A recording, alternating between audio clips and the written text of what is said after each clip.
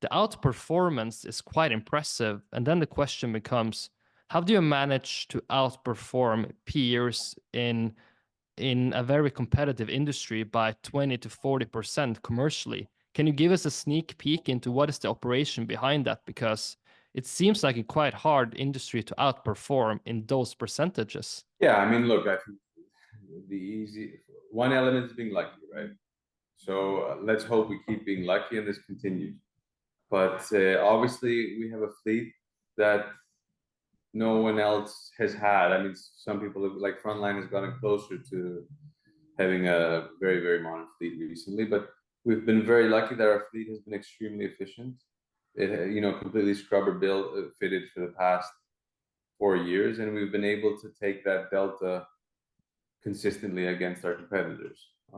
Another element is, third-party management versus in-house management.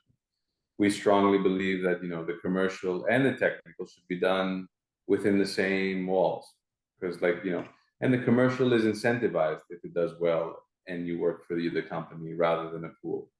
I think in every case, a strong, focused owner, private or public, can outperform pools, because like a pool will automatically get ships from owners who are, either too small or they're financial investors and they don't have the interest to maximize because they don't know the business as well. And these ships are all usually, they're less optimal as well. So they may be bought very cheaply, or they may be of poor quality, or, and a big thing about the ships is what kind of specifications it has. Like, is it the right dimensions to call in most ports if it's an Aframax? Is it, if it's a Suezmax, like, does it have two 20-ton cranes? There's modern ships in publicly listed companies today that don't have two 20-ton cranes. And what's the problem with that? You can't go to Basel, which Basel is a huge Suezmax terminal. Like, just from that, you're going to lose your performance. So the quality of our ships is really important, both the fact that they're new and efficient and they can burn the cheaper fuel, but also that they're designed to go everywhere and clear all the ports.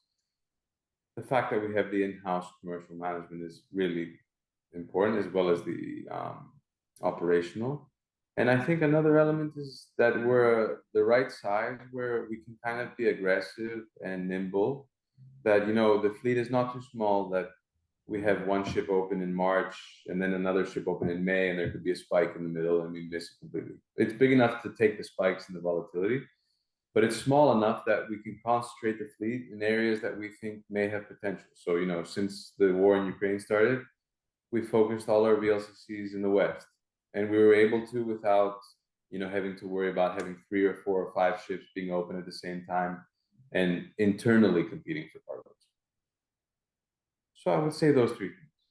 That's a great summary. So a very modern, flexible fleet, but also a very hungry and aggressive in-house management who tries to be proactive and be fast on new trends, I guess, because I don't know if it's probably a combination, seeing market shifts and also executing quickly, I guess. I mean, with the chart with Chris, who does our chartering, we worked together since 2009. He hates losing, so he's extremely competitive, and that's a great trait to have, and it's a great trait to pass on to people in his department as well. But yeah, it's another thing that before I had a family and with Chris, we lived shipping day and night. Even when we went home, we were talking about how to trade the Aframaxes or how to optimize performance and stuff like that. So it's a lifestyle, I'd say. Right now, if you look at the let's call it the mainstream news, there's of course a lot of focus on the Red Sea, Suez Canal, Panama Canal, and the wars we have going. But how do you separate signal versus noise and really find the big stories that is important for your company? Because maybe one of the important parts is to understand, the second and third order consequence of the things the news talk about. And there is where maybe the potential lies, whether that's new trade routes, new alliances. How do you map everything? Is it just pattern recognition, or do you have a very diligent process of looking at data and trends, etc.? I don't know. To be, I guess a combination of both. We read a lot and we try to take opinions from all of the different industry participants who we can speak to. But it comes down, I think there's a lot of experience and understanding over time. And that's why, shipping it's an industry where the previous generations are very important to consult on the effects and the after effects of how things happen, because history does repeat itself.